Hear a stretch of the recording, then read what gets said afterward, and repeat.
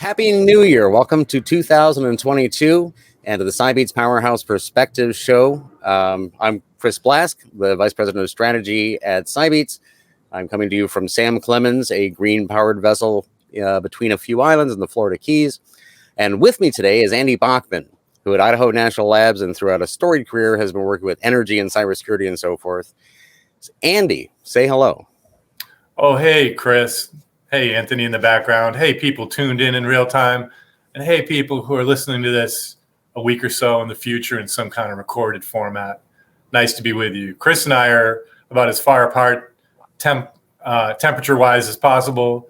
He being basking somewhere in Florida on the water. And me, I'm in the upper Midwest in Milwaukee.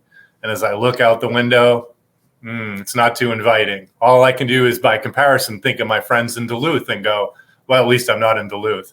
For anybody listening from Duluth, you know what I'm talking about. Okay, back to you, Chris. Right. So Andy is someone I've known for an awful long time. We've talked critical infrastructure and cybersecurity and so forth.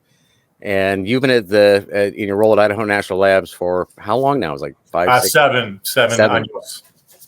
7 years. And you were to blame for, responsible for, say a little bit about that. What the heck is it you actually get paid to do during the day? We're still figuring that out. I should know by the time the decade's over. I'll do a quick skip through the career and then say what I do. Career includes, in approximately chronological order, Air Force communications, technical analyst, multiple startups, IBM, independent consultant, including with the Chertoff Group, and then a job offer from DOE in the Idaho National Lab, which I knew from interactions with them and skirmishes with them over the years, covering energy and cyber. But then I got welcomed in. Seemed like a perfect fit. Chris, I'd say my main job, at least initially, was as a strategist and noisemaker. Apparently not that many people in the United States, let alone the world, know that there is a place called Idaho. And if they know that there is, they don't know there's a national lab there. And if they know that, they think it does only nuclear stuff. They don't know that it's the center of the universe for operational technology or ICS or cyber-physical cybersecurity. It really is, for reasons that would take too much time to unpack now. But can I see Aurora? Future point. Yeah, Aurora is one of the touchstones. The name associated with Aurora most oftenly is Mike Asante, who hailed from INL and also worked at NERC and AEP, and who is the credited as being the founder of the consequence-driven cyber-informed engineering methodology, CCE. I haven't said it in the new year yet, so I have to still brush that off. And whose foreword, the book's foreword, which came out a year ago, Mike unwittingly narrated 2 weeks while he was on his deathbed. He passed in just before the pandemic landed in July, but we give him a lot of credit. We named a major training room at INL in the brand new CyberCore Integration Center, this massive building dedicated to OT, cybersecurity, research, and operations. We named the central training room in that the Michael J. Asante Conference and Training Center. Well, and Mike's a good pivot to that first question. We ran up for this. We're at the beginning of a new year. The world's complicated. People have a lot of various feelings about things. But as I believe, and I think you've seen as well, we actually do make progress. We've been, you and I have been at this stuff in general and energy systems for several decades now. Lights are still generally on. I can build. You can build self-sustained green cyber systems like I'm sitting on and talking to you from right now, kind of easily. What positive things are you seeing? You look out forward, and pivot on Mike, because Mike was a very positive guy, right? It's like, look, things are hard, but you take charge, get things done, stop complaining. The world's not so bad, right? So what's your optimistic view, of this, where we are with energy systems, cybersecurity, moving this stuff forward? Obviously, supply chain is on everybody's minds. Is it helping? Is it good? What is good? I'm going to do the best I can to hew to your optimism, but over the last couple of years, shoot it down. We'll see what happens. I may go to the dark side, in which case we can do an ebony and ivory type combo. The last couple of years, and I want to stick to the central question, but I just want to explain the possible darkness, which is 3 years ago in Park City, I was in my cyber mode, and was on a panel with the Ukrainian ambassador to the United States.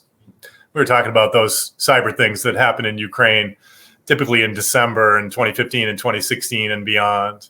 But while I was there, I ran into some people that cover climate change and climate physical impacts. And I started really focusing on impacts to infrastructure. And that continues to be half of what I care about now. The other half still cyber effects to infrastructure. And so the more I focus on climate issues, much more so than cyber issues, the darker the picture gets. And so I have to work to be constructive and to think about progress in the way you're describing it. So I'll leave that to the side. 2010, approximately, so around 11 or so years ago, 12 now, we were talking, the word smart grid was in vogue, and it came on the heels of financial meltdown, the mortgage crisis in 2008. And the government, kind of like today, started throwing money at people, including utilities, and saying, smart grid investment grant program, let's get this thing up and running. Here, we'll match you. We'll give you matching funds. What do you want to buy? And everyone's like, smart meters. So they bought smart meters and they deployed them in the millions. Only issues at the time, and this was something we used to jawbone over at some of the conferences, was that the people that made them, the companies that made them, first of all, the whole world wasn't as cyber-oriented as is now, Chris. So that's progress. Right. Because now the men and women on the street, the men and women on the Hill, people in the boardrooms, people everywhere, they may not be deep experts in it, but they know it's an issue that needs to have its time. It needs to have a seat at the table. So that clearly has happened. And I think I want to we'll give a shout out to ransomware for that. There are several other factors, but none's been better than ransomware. See how I'm saying ransomware in a positive way? There's no business model like it. And so it's not going to go away. And it has brought a great level of awareness and some pain and suffering too, to all the folks and the things that we care about. Back to Smart Grid Investment Grant Program 2010. The people that are making those products, they didn't know anything about cybersecurity. Some of them were traditional meter makers from the analog days. Some of them were new entrants. But they were nevertheless sometimes slapping cyber on the collateral in the way we talk about greenwashing with the renewables. They were sort of cyber washing. And I don't think it's too much of a stretch to say cyber washing happens today. I just haven't heard that term used that much, but anybody buying stuff knows for sure that's what they're getting.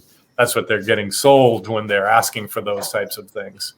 The meters got deployed. They invariably turned up with issues. We came up with early standards. And over time, back again to the Blaskian philosophy of incremental progress over time, they have gotten better. But you couldn't go from a dead stop to demonstrably more secure smart meters in a year. It's taken about a decade, which I think is as fast as anything can possibly move in infrastructure. And to find things, and I'm just using them as a stand-in for all the other distributed energy resource technology, big wind, big solar, big storage, and then the more local residential versions of all those things, all are coming along, all are no longer esoteric and strange. They now drive a significant percent of electrons across the grid. Old timers will chastise and upbraid you for saying we need inertia, we need base load. There's no substitute, and they're right. I've got that drilled through my head, living with my INL engineer types. Nevertheless, we are starting to figure out how it all works, and you can hear my tone, Chris. I'm winding down. I tell that I'm about to stop, and you're going to be ready to strike. Right, yeah. And oddly enough, I am right. So I gotta say, even your pessimism is delivered with a smile, which I think helps, right? So we have to have some hope of moving forward. But I think the current era with we all have heard about sewage testing finding COVID in systems. Sure. And it may sound a little esoteric now, but I think what we've learned in deploying, or as you colorfully illustrate, not deploying successfully, millions and millions of smart electric meters, is a lot about how you install a lot of infrastructure sensing equipment. right? So those lessons, I think, will translate through this decade into that sort of thing. And you can see apartment buildings in small towns and even homes having smart plumbing, sewer meters and water meters that are also testing for, right? Yeah, as we see here in the Marine Living Research Center, you can get the data because people like taking vacations on the water to save the manatees, and maybe these things couple together. But part of what you said, given your role as well, I think leads us into the next question. So NESCO, Department of Energy, when was that? That was like 10, 11 years ago. Got the stakeholders together, tried to talk about, the cybersecurity in the grid, and a lot of stories played out in that era. But it gets us to, the topic that always comes up with the federal government, so when do the black helicopters fly in and force us all to do exactly, what the government is saying, and we all have to do cybersecurity a certain way or whatnot, because in the NESCO, to preface that joke for anybody who doesn't get it, the U.S. federal government, in my experience, works really hard to try not to be, look, we're creating a standard, or look, we're forcing everyone to do everything. Right. But we all know Idaho National Labs and DOE comes out with a recommended sketchwork of something that every consultant on Earth is going to turn that into a compliance regime. Mm-hmm. So. All right, I'll have at it. First of all, for anybody that's never worked in the government or worked closely with the government, let's push aside the concept of too much competence in the government. So everybody that has a conspiracy theory that the government is doing this and the government's going to take away that. And no, it's not, because it can barely. Now, I don't mean to be overly critical either. It's doing the best it can. It functions. It functions at some level. But to make it sound like it's a super slick, high-functioning organization is to be talking about some other organization, but not the federal or state governments that Chris and I and others have come to know, work in even. So let's allow that for one thing. Bless their hearts, though. We've got to put that in there as a heart in the right place. Yeah. Generally speaking, heart in the right place for sure. Let's go back to 2010 or so, early smart grid conferences in California. I'm thinking one of the first ones that I was at. And one of the features of it was a Joe Weiss. Joe Weiss is always fun to talk about. Speaking of heart in the right place, heart in the right place. In theory, though, that now insulates me to pivot and say other things, which would be he's excellent at laying waste to an entire room with cyber pessimism, doom and gloom, fear, uncertainty, and more than doubt. And he did that day on smart meters and other topics. The thing with Joe is, so I said he's excellent, so that's good. That's praise. But then he leaves. That's it. Microphone drop, gone, and all these people are like that. These otherwise professional people that were sitting upright at their desks when he started, they're all curled up underneath their desks in the fetal position. And a phrase I've since adopted since seeing that as we can't do good work in the fetal position. We got to be back up, and there's too much important stuff to be done to be keeping or putting people into that position. Thank you, Joe. I know your intentions are good. The last part of that panel, because I still think I'm sticking on your topic. Last part of that conference was three folks up on stools from investor-owned utilities. This is the early days of the NERC SIPs and the NESCOR stuff. And everybody was just totally wailing on the NERC SIPs. You're telling us how to do these things. We don't need to be told. We're professional cyber people. Let us choose. No one knows us better than we do. Let us choose how to spend the money, and we'll do a much better job than you guys telling us. Okay, and again, that's a Mike Asante thing too, right? He was in there in the early days of that. He wrote the call to Jesus thing about, I think you guys don't understand. You don't understand what we're trying to do here. But this is the kind of cool part of this is, so everybody was beating on the NERC SIP standards at that time. They put 3 utility cyber people up on stage, and they said the simple question: Would your utility be more or less secure right now if there was no NERC SIP standard?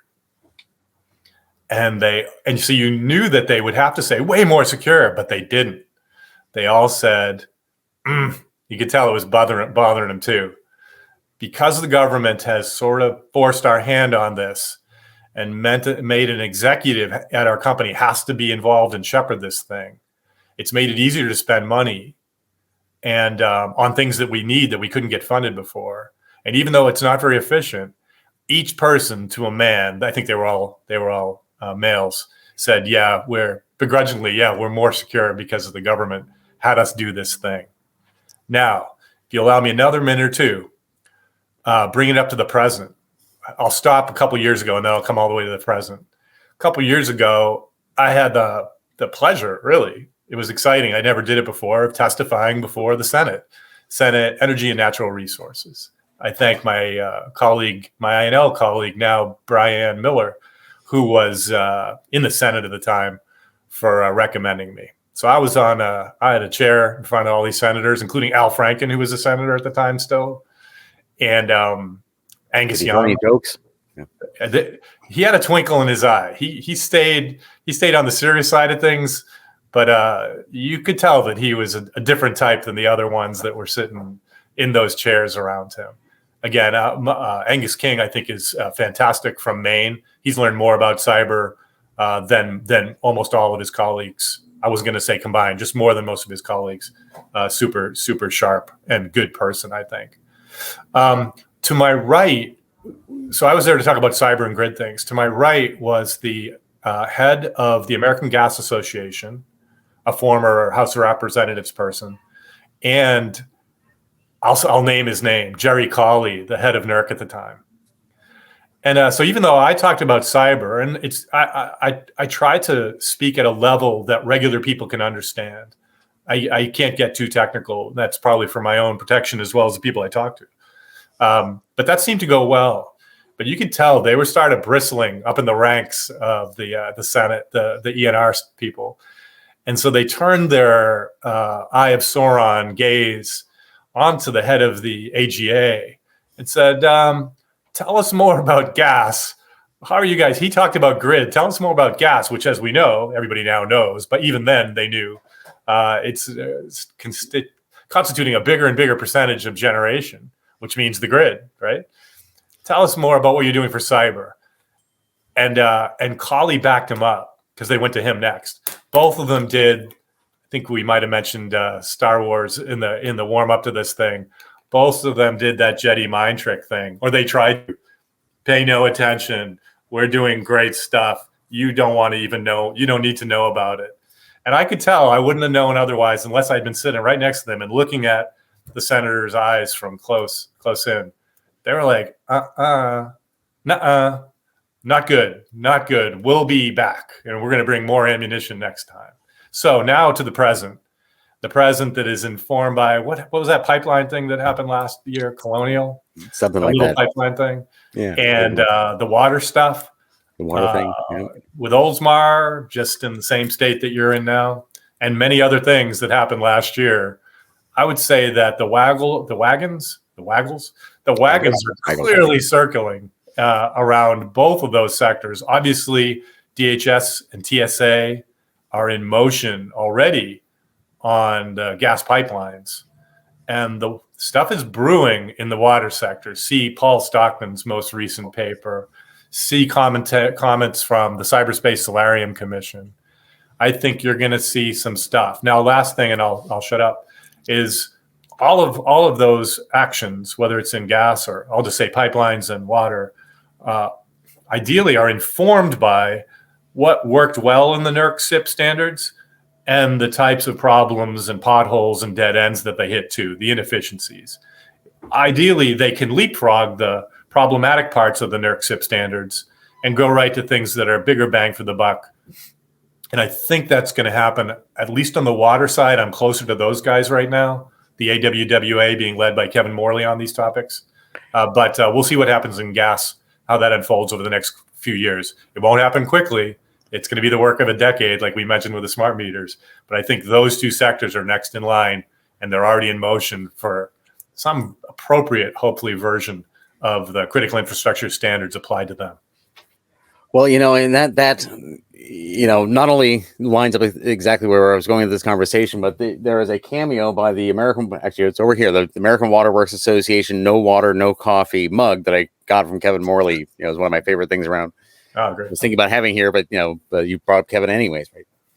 And the in NERC, is the private sector chartered by the public sector in coming up with these standards, and we followed that path. We know those lessons, and the AWWA is a great example of taking a different approach, and we've worked that through. And Columbia, in my experience, in my time with Unisys, working with the people down in Columbia to adopt parts of NERC and AWWA in their own way, right? Yeah. It shows me the maturity level. Right, Blask, view, we're incrementally getting better.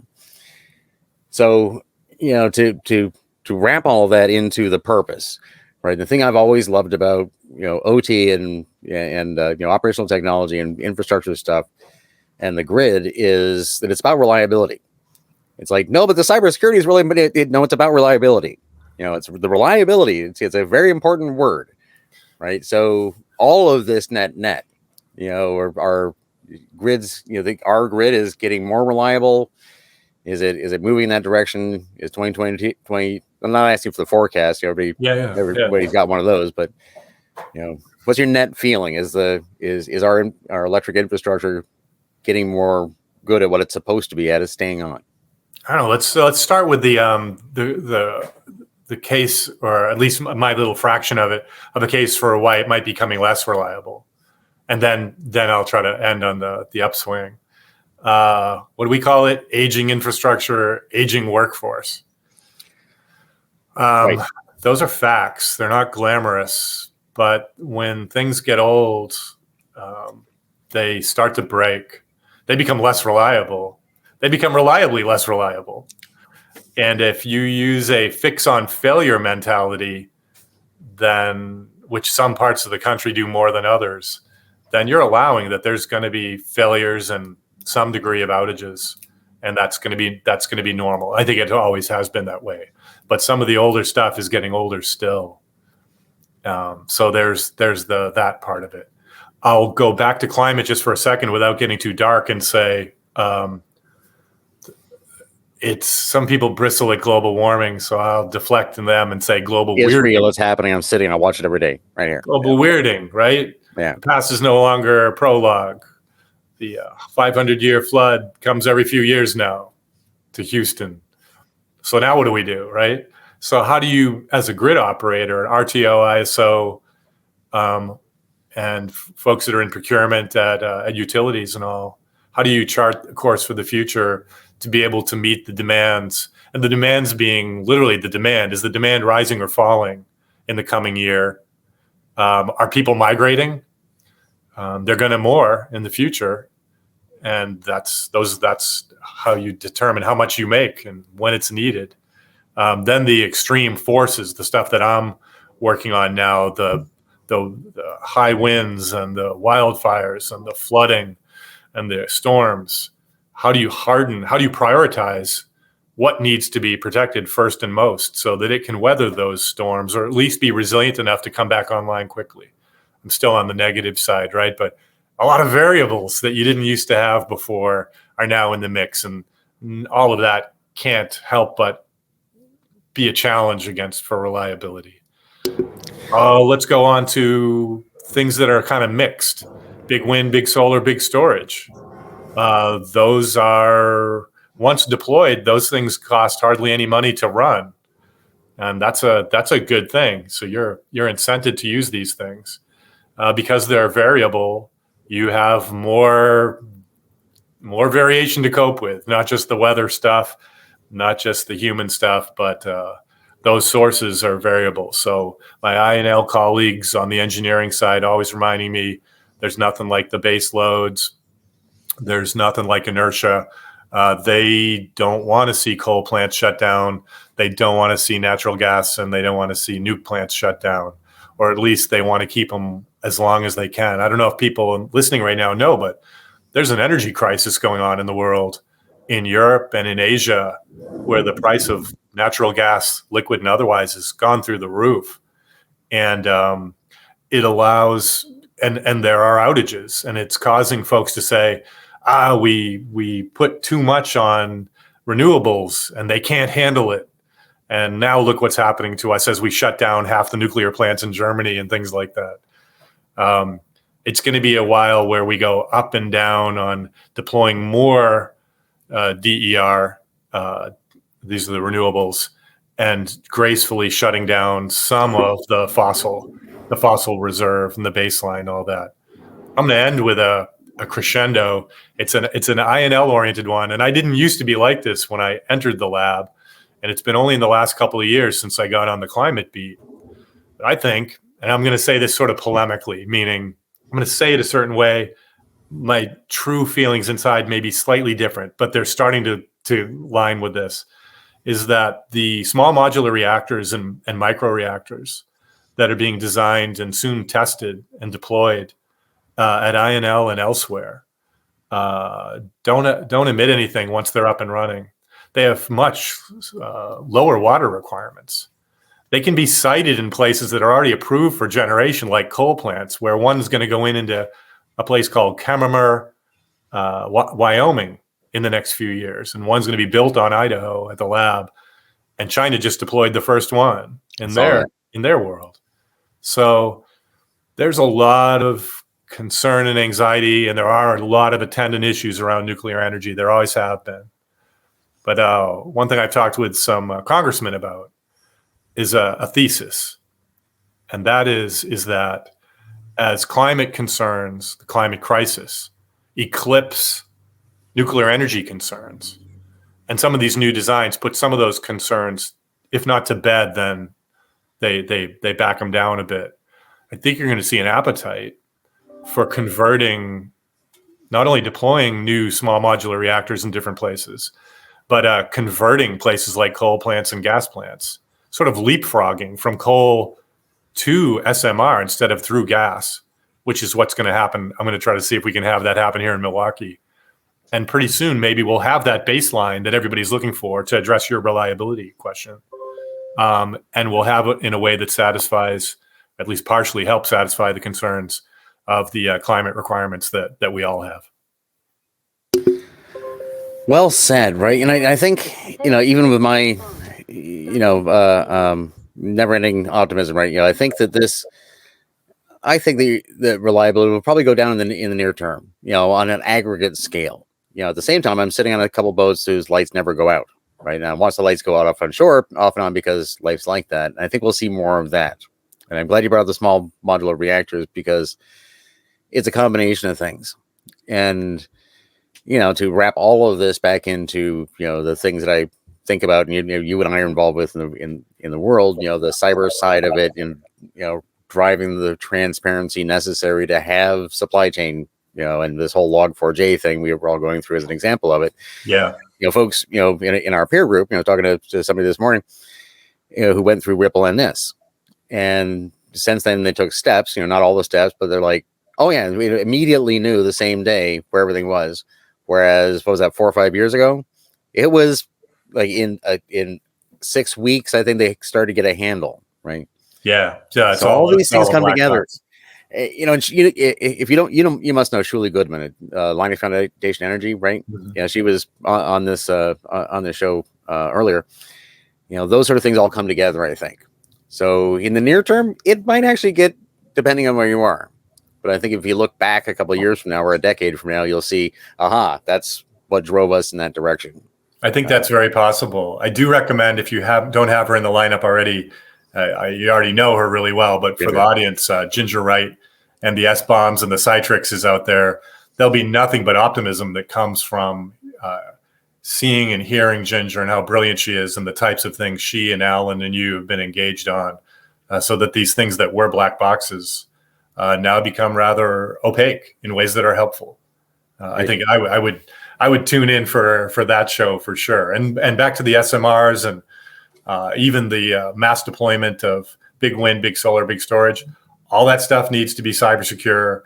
The aging workforce needs to be supplemented with automated systems, or replaced partially, or augmented, I should best say, with increasingly automated systems that themselves have to be demonstrably secured and maybe backstopped by things like CCE. All that stuff's coming to pass right now. We have the privilege of getting to not just watch it happen, but help it happen. Exactly. So thank you for showing up at conversations today, every conversation we've ever had, everything you've done, for everybody else out there listening to this, and hopefully, taking something away from it that has some positive impact on the world. Right, So, Andy, thank you very much. Anthony, thanks for producing this. Look forward to the next conversation with you and all the rest. So thank you very much, folks.